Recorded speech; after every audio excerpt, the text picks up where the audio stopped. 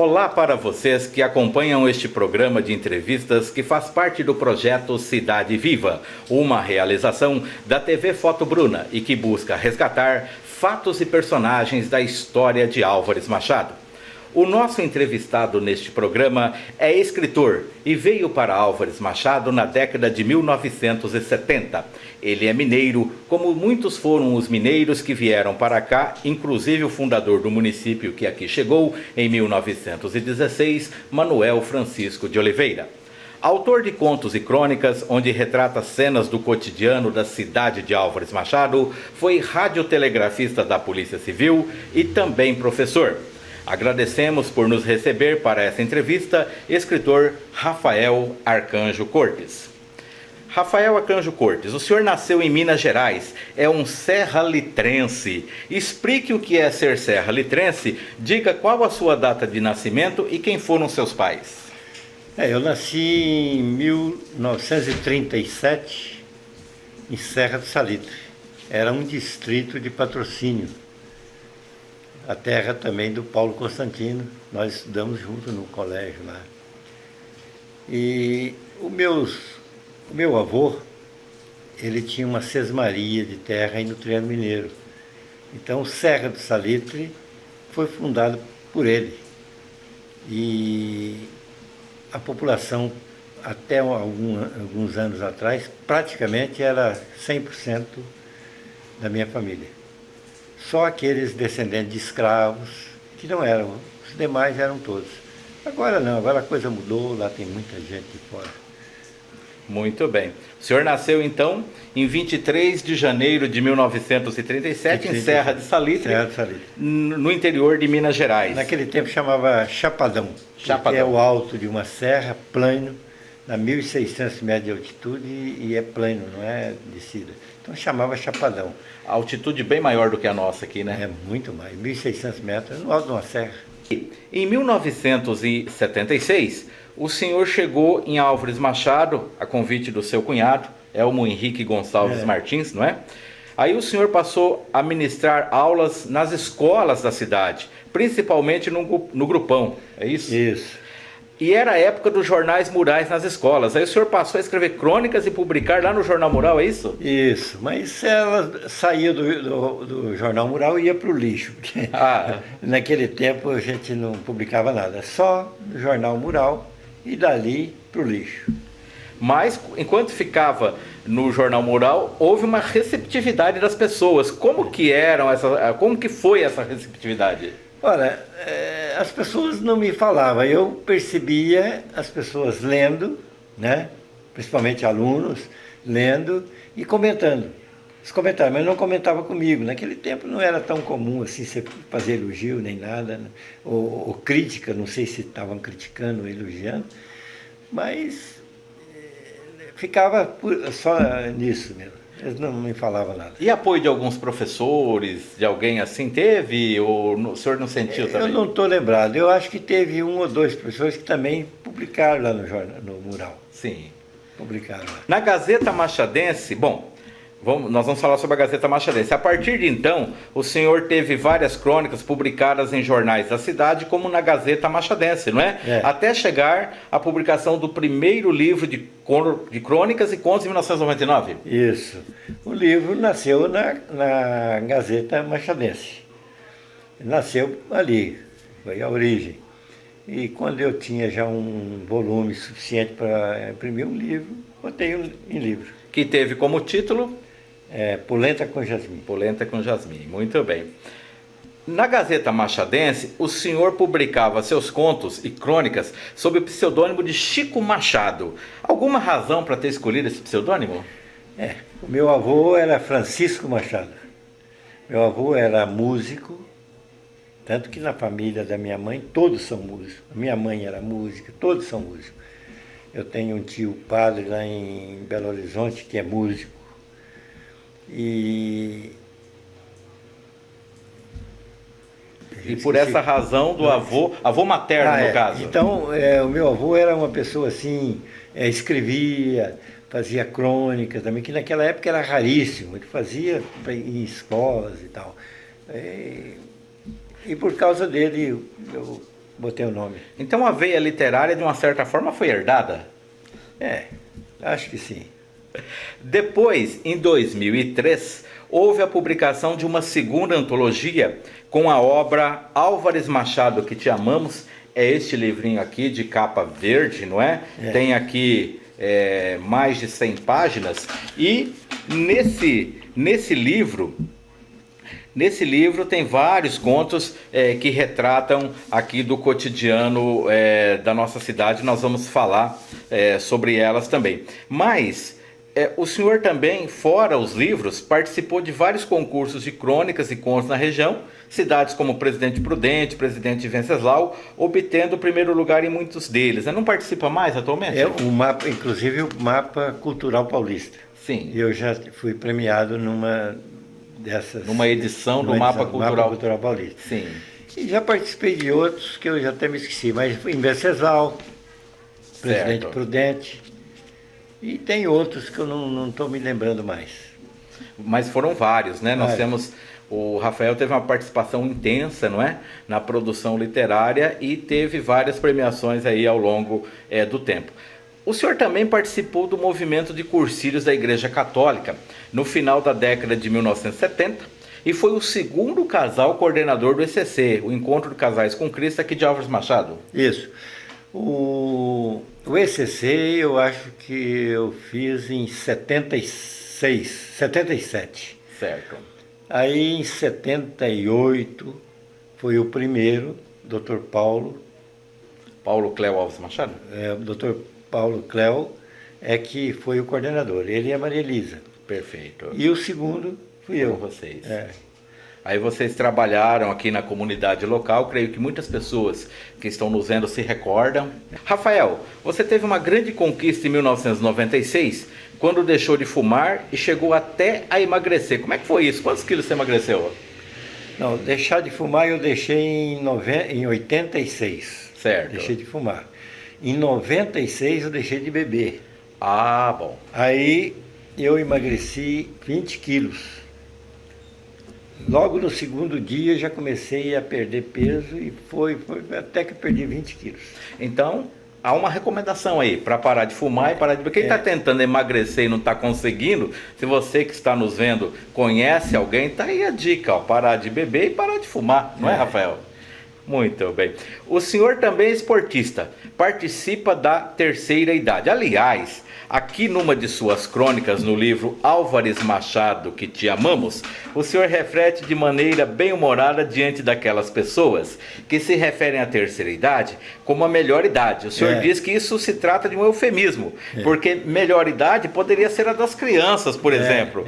O título da crônica está aqui no livro, quem quiser ler, não é? É Aprendiz de Matusalém. É isso mesmo? Melhor idade. Que esportes o senhor pratica na terceira idade? Eu logo há 17 anos atrás, quando eu comecei, era dama e natação. Certo. Depois a Marilda completou também a idade, começou a participar, então nós participamos também em dança de salão. Então dança de salão, dama e natação. Dança de salão, dama e natação. Por falar em dança, me parece que o senhor também... Nós estamos gravando essa entrevista, para que o internauta saiba, na terça-feira de carnaval. A cidade nesse momento está parada, um silêncio, choveu o dia todo, não é? Terça-feira de carnaval do ano de 2015. Mas... o Gilmar aqui, o nosso cinegrafista, lembrou que o Rafael, ele ia para os salões carnavalescos e brincava bastante. O que o senhor lembra disso? Olha, tudo tem seu tempo, isso aí já passou, até as lembranças, elas foram diluindo. Eu lembro de um grupo que a gente fazia, que é o Nivaldir, o Zé Eduardo, o Elmo. Eu lembro disso. Fora disso aí, o resto já diluiu já. E participava nos grupos, nos salões, é isso? É isso. O senhor lembra das fantasias que o senhor gostava mais de usar?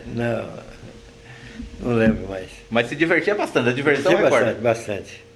Bom, nesta obra, Álvares Machado, que te amamos, a antologia de crônicas e de contos, não é? O senhor escreve uma crônica que revela o amor por Álvares Machado. O senhor conta que está no Rio de Janeiro, onde mora um dos seus filhos, o médico Bruno, e se sente meio perdido no meio da multidão. Aí o senhor se põe a recordar da terrinha, no caso Álvares Machado, onde as pessoas não precisam nem de CEP e nem endereço para serem encontradas. Basta, na maioria das vezes, apenas o apelido. Realmente é isso mesmo. Às vezes você tem que acrescentar alguma coisa. Quando você fala o preto, você tem que falar o preto do banco, o preto do cinema. Certo. Quando você fala o branco, tem... Então, às vezes você tem que acrescentar mais alguma coisa, mas alguns outros nem precisa. Nem precisa, Nem né? precisa. É coisa machadense. Quando você fala o apelido, aliás, se você disser o nome, a pessoa não vai conhecer. Muita gente não conhece. E se você mencionar o apelido... E quando o senhor estava lá no Rio de Janeiro, que sentiu saudade da terrinha aqui, o que passou na sua mente, no seu coração? Olha, foi exatamente isso aí, olha. A gente num lugar estranho, que as pessoas passam, e, às vezes nem vê você. Sim. Nem te vê. Você está sozinho nesse mundo, e eu já estava lá há uns 2, 3 meses, e comecei a sentir falta desse relacionamento amistoso, amoroso que a gente tinha aqui em Álvares Machado. Ô Rafa, como é que vai? Ô fulano, você tá bom? E eu cumprimentava também. E lá as pessoas passavam, parece que nem tinha olho, não via a gente. Aí foi dando aquela tristeza e no fim, quando eu descobri, eu estava chorando. Sim. E isso foi motivo de uma bela crônica, chama Saudades da Terrinha. Eu recomendo, não é? Para quem quiser ler aqui na obra do Rafael, muito interessante, emocionante até. E no final do livro, o Rafael relaciona também vários apelidos que, quando as pessoas ouvem, provavelmente vão se lembrar, não é? Por exemplo, o senhor menciona Azulão, Cazuza, Jacaré, Nena, Bié, Maiado, Cafuringa, Birra, Tarzan, Tata, Neca, vários apelidos que às vezes a gente conhece, não é? Porque na crônica sua, você até menciona que aqui nós temos um Tião que não é Sebastião, não é verdade? Verdade. Nós temos aqui, tínhamos, né, o Pedrão que não era Pedro. Não era Pedro, Carlos. Não era Pedro, não é verdade? Não era Pedro. Pedro era apelido. Exatamente, né? O que te motivou a escrever sobre o cotidiano das cidades, os personagens que você via aqui nas ruas, Rafael? Olha, foi exatamente isso aí que essa comparação que eu fiz com o Rio de Janeiro. Muita gente acha que Álvares Machado não é uma cidade amiga, muita gente acha, mas logo que eu cheguei aqui, eu comecei a perceber que não era nada disso. É claro, tem muita gente aqui que dada aquela correria de trabalhar em Presidente Prudente, vai e volta, às vezes esquece até dessa parte, de cumprimentar, de fazer amizade e tal. Mas de um modo geral, principalmente agora depois que eu aposentei, é que eu descobri mais isso. O machadense é muito amigo. É isso mesmo que eu quero perguntar aqui, porque numa outra publicação, esta já no final do século passado e que está no livro Memorial Histórico da Cidade de Álvares Machado, do saudoso jornalista Alcídio Gabán, o senhor diz o seguinte: a história não se escreve por um só homem ou por um grupo de homens em determinado momento, porque extemporânea ela é o resultado do somatório de esforços de um povo no correr do tempo. Aí o senhor menciona grupos e famílias que contribuíram para o crescimento de Álvares Machado. O senhor cita a colônia japonesa, os Maluli, os Narras, os Silva, os Boigues, os Bernal, os Martins, os Avellaneda, os Gabán, os Cavalieri, os Mázaro, os Súniga, os Fernandes, os Serrúcio, os Sanvez, os Garcia, os Catúcio, os Costa e tantos outros. Se o senhor tivesse que definir o povo machadense, como seria essa definição? Olha, eu acho que eu já deixei assim mais ou menos claro, né, para você. o que eu vejo é um povo trabalhador, amigo, e as famílias são unidas. Você está dizendo aí de várias famílias que você mencionou, que elas deixaram um rastro de amizade em Álvares Machado. Você vê que elas estão crescendo e continuam em Álvares Machado. Eu acho que é isso. Hoje, Rafael, você que nasceu lá em Serra do Salitre, em Minas, não é? Você se sente tão machadense quanto mineiro? Como é que é? Como é que é o coração aí com relação a Álvares Machado? Eu cheguei à conclusão que o coração da gente está onde a gente mora. Sim. Lá na minha cidade, a única coisa que eu me lembro é dos primos que eu tenho lá, tios que ainda tem alguns. A única importância que eu tenho de Álvares Machado, de Serra do Salitre é isso. Sim. Então, a importante para mim na minha vida agora é Álvares Machado. É onde eu estou, onde meus filhos casaram, onde meus netos estão crescendo e onde eu tenho muitos amigos. Lembrando, você mencionou dos filhos, além do Bruno, que é o médico neurocirurgião lá no Rio de Janeiro, não é? Nós temos aqui em Álvares Machado o Breno e temos a Carla também, né? Você tem netos aqui em Álvares Machado, não é? E é por aí. Com relação, o senhor que vivenciou aqui em Álvares Machado, o que teria a falar para a gente do esporte, por exemplo? Então, o auge do Paulista Sim. Foi quando eu morava fora. Perfeito. Como eu tinha parente aqui, tinha amigo Edgar, o Dr. Milton era meu amigo, eu vinha aqui, eu vinha assistir as partidas. E o Paulista era conhecido em toda a Alta Sorocabana. É verdade.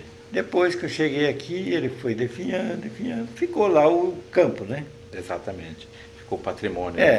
Mas eu ainda assisti algum jogo, o Breno com 15 anos, 14 anos, praticando esporte lá, e eu já estive lá. Jogou no Dente de Leite, né? Isso, mas depois... Nós somos contemporâneos, né? Eu e o Breno somos...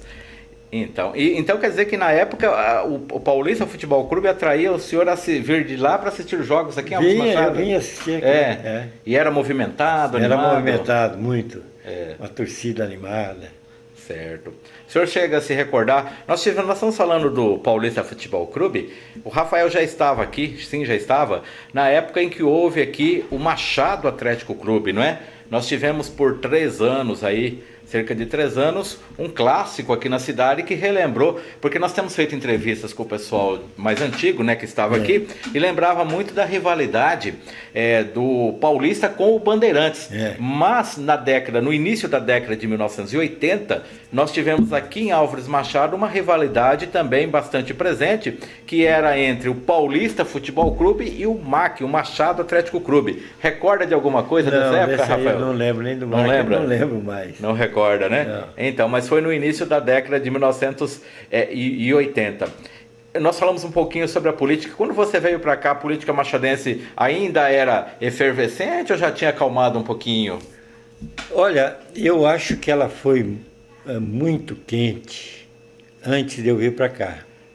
Porque eu lembro quando eu era amigo do Dr. Milton? Do filho do Dr. Milton. Sim. Um adversário do Dr. Milton ganhou a eleição. Aí desceram a Avenida das Américas, aquela passeata monstruosa, gritando vivo e soltando rojões e tal.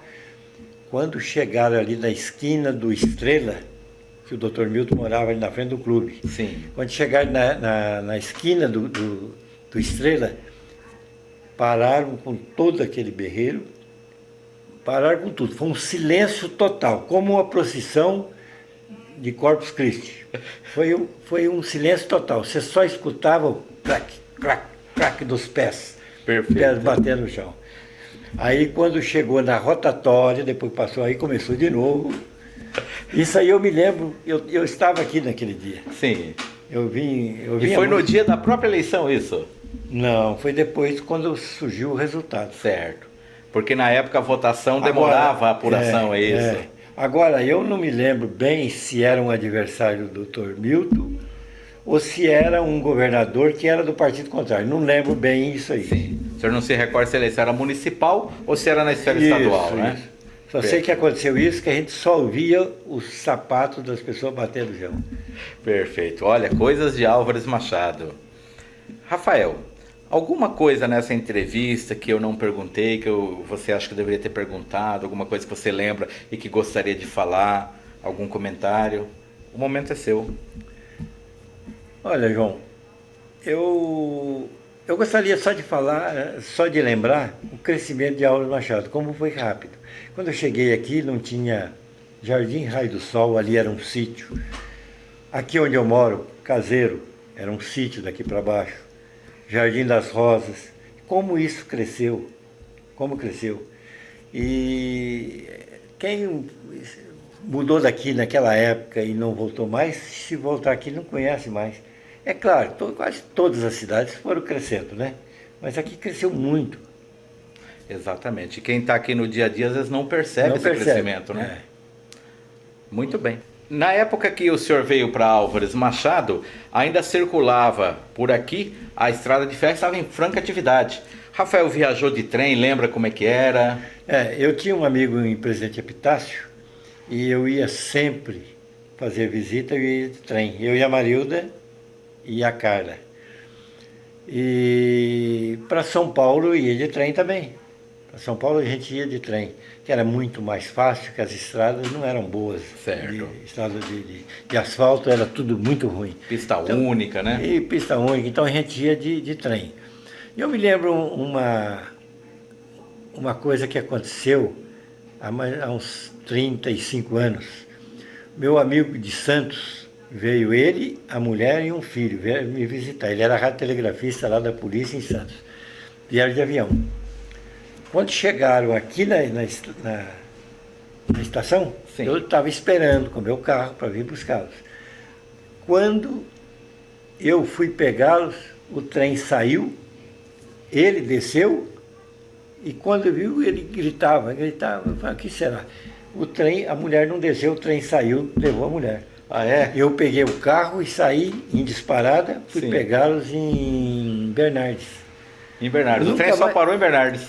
É claro, não parava. Aham. E a mulher gritou também, pedindo para parar, mas ele foi embora. E eu fui em Bernardes, a hora que eu cheguei lá, ele já estava descendo na estação também. Mas são essas histórias que Nunca mais realmente... esqueci. E ela provavelmente nunca mais deve ter ficado dormindo, né, na estação. né? O senhor fez parte de uma instituição que é a polícia, numa outra época, né? O senhor foi radiotelegrafista de 1961 até aposentar em 1986, né? 25 anos. Como que o senhor vê a polícia daquela época, a polícia de agora, a sensação das pessoas, o respeito para com a polícia era diferente? O que o senhor sente? A polícia, na época, era muito mais respeitada. Mesmo porque a criminalidade aumentou demais. Acaba que a força da polícia cresceu menos do que cresceu a criminalidade. E o respeito das pessoas, inclusive de uma pessoa com outra, sem ser a polícia, já não é mais nada. De uma forma geral. De uma forma geral, já ninguém mais se respeita. Então, menos ainda estão respeitando a polícia. Mas isso tem solução. Olha, eu espero que... Eu posso até não chegar a ver, mas eu espero que uma hora isso vai acabar. Pela maturidade das pessoas, né? O crescimento do respeito entre as pessoas, das pessoas para com a instituição polícia e também pelo avanço à polícia, Porque né? Por parte da a polícia. coisa vai ficar tão avançada que a gente não acredita a coisa que está acontecendo. Eu vejo na televisão, ontem mesmo eu ouvi, olha, moçada, vocês vão ao carnaval, vão brincar, mas cuidado, não deixa de usar camisinha. Quer dizer, que já está sugerindo que o carnaval é para isso. Sim, No meu tempo, nem pensar Certo. falar isso. isso nem Não, se- falar, podia até fazer até escondido, né? Uhum. Mas ninguém ia falar essas coisas. Nós comentamos aqui sobre a mudança dos tempos, a falta de respeito às pessoas. A educação tem um papel para solucionar isso, Rafael? Olha, João, eu estou fora da educação já há alguns anos e, para te falar a verdade, eu não sei qual é a solução. Mas uma coisa eu tenho certeza, a solução está na educação, na melhora da educação. Eu te falei, eu estava lendo o livro do Genocídio Americano, Sim, a Guerra do Paraguai. sim. Ora, você precisa ver como eram os paraguaios. Não tinha nenhum analfabeto. Então as pessoas tinham zelo pelo país, pela pátria. Em Angra dos Reis é como Portugal. Quando você vai atravessar a rua, botou o pé, para aquele monte de carro. Eu até assustei nas primeiras vezes, falei, o que é? O que aconteceu com esse cara? Parou aí. Porque tinha um pedestre que ia atravessar. Não precisa nem ter faixa. Vai atravessar o pedestre, para na hora.